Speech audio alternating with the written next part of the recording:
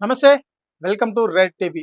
హైదరాబాద్‌లో ఐసిస్ సంబంధించి కార్యకర్తలు ఉన్నారు అని చెప్పి మరొకసారి రుజువైంది. అందుకు సంబంధించి పోలీసులు మేడ్చల్ మల్కాజ్గిరి కమిషనరేట్ పరిధిలో ఉన్న ఒక వ్యక్తిని అదుపులోకి తీసుకొని విచారించడంతో ఈ విషయం వెలుగు చూసింది. ఇప్పటికే దేశవ్యాప్తంగా ఎక్కడ ఎటువంటి అవాంఛనీయ సంఘటనలు చోటు చేసుకున్నా హైదరాబాద్‌తో లింక్ ఉంది అని చెప్పేసి పెద్ద ఎత్తున వాదనలు వస్తున్నాయి, ఆరోపణలు వస్తున్నాయి.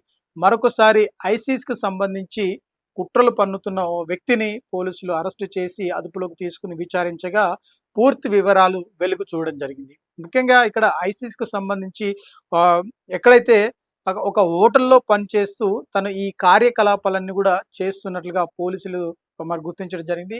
అయితే తను ఒక ఇన్‌స్టాగ్రామ్‌ను వినియోగించుకుంటూ తన దగ్గర ఏదైతే వెపన్స్ ఉన్నవని చెప్పి పోస్ట్ చేసినట్లుగా పోలీసులు అనుమానం వ్యక్తం చేయడం, దానికి సంబంధించి ఇప్పటికే కౌంటర్ ఇంటెలిజెన్సీ వ్యవస్థ నుండి సమాచారం రావడంతో స్థానిక మల్కాజ్గిరికి సంబంధించిన పోలీసులు అప్రమత్తమై ఆ వ్యక్తిని అదుపులోకి తీసుకున్నారు, విచారణ చేయడం జరుగుతుంది.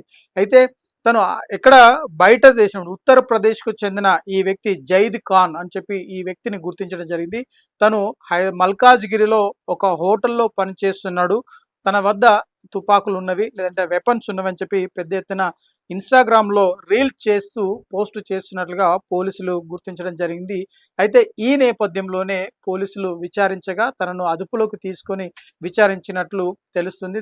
అతన్ని అదుపులోకి తీసుకోగా అసలు విషయం వెలుగులోకి వచ్చినట్లుగా తెలుస్తుంది. అతని దగ్గర నుండి కొన్ని సమాచారం కూడా చేపట్టడం జరిగింది. పాకిస్తాన్‌లో ఎవరైతే ఐసిస్‌కు సంబంధించి వ్యక్తులతో తనకు సంబంధాలు ఉన్నాయి, అంతేకాకుండా వారితో సాధారణంగా ఫోన్ కాల్స్ మాట్లాడడం, వాయిస్ మెసేజ్ చేయడం, వారికున్న సమాచారాన్ని తీసుకోవడం, హైదరాబాద్‌లో అమలు చేసేందుకు కుట్రలు పన్నుతున్నట్లుగా పోలీసులు వివరణ ఇవ్వడం జరిగింది. మొత్తంగా ఒక పెద్ద ఎత్తున పెద్ద మొత్తంలో ఇక్కడ కుట్రలు చేసి ఏదైతే దాన్ని బ్లాస్ట్ చేసేందుకు తను మరి కుట్రలు చేస్తున్నారా లేదా ప్రణాళికలు రచిస్తున్నారా అనేది కూడా పోలీసులు సమాచారం ఇవ్వనున్నాడు. దీనికి సంబంధించి ఇంకా పూర్తి వివరాలు రావాల్సి ఉంది. మొత్తంగా ఈ వ్యక్తిని అదుపులోకి తీసుకోవడంతో పోలీసులు పెద్ద కుట్రనే ఛేదించారని చెప్పి చెప్పక తప్పదు. దీనికి సంబంధించి ఇప్పటికైతే ఈ వ్యక్తి ఒక్కరే ఉన్నారు. ఇంకా ఈ వ్యక్తి వెనుక ఎవరున్నారు, పాకిస్తాన్‌కి సంబంధించిన శక్తులు ఏమైనా ఉన్నాయా, వారికి సంబంధించిన